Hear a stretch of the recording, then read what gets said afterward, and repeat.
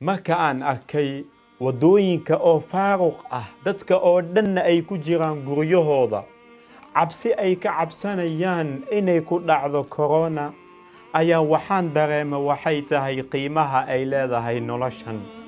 waxaan dareemay waxay tahay qiimaha ay leedahay caafimaadka iyo nicmadooyinka Ilaahay subxaanahu wa tacaala uu isiiyey aanan ugu mahadcelinin.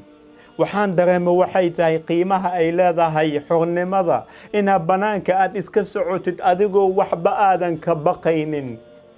waxaan bartay waxay tahay inaan ahay ibn aadam daciif ah, u baahan rabbigiisa caza wajal. waxaan bartay waxay tahay inaan ku dadaalo nadaafada iyo tahaarada iyo gacmahayga mar walba inaan dhaqo, inaan ku dhaqmo aayadda Ilaahay uu leeyahay inna Allaha yuhibbu at-tawwaabiina wa yuhibbu al-mutatahhiriin. Ilaahay wuxuu jecel yahay kuwa asiga u laabta mar walbana ku dadaala tahaarada.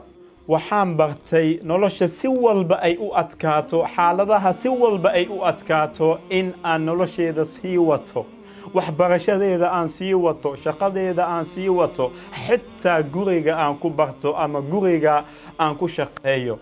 waxaan bartay waxay tahay in sabab walba aan la imaado aan ugu badbaadi karo cudurkan, kadibna aan tala saartay rabbigayga caza wajal. sababtoo ah wuxuu leeyahay waman yatawakkal cala allahi fahuwa xasbuh. qofkii Ilaahay subxaanahu wa tacaala tala saarta uu ku filan yahay. waxaan bartay waxay tahay inaan waqti la qaato nafsadeeda, dibna aan u xisaabiyo, inaan waqti aan la qaato familkayga, waalidiinteeda iyo walaalahayga.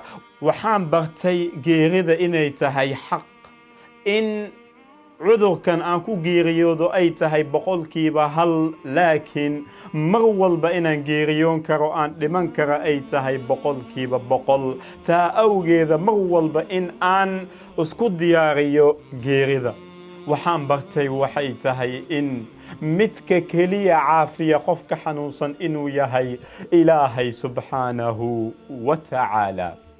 haddaba adiga idaabanaya, maxaad ka baratay cudurkan corona?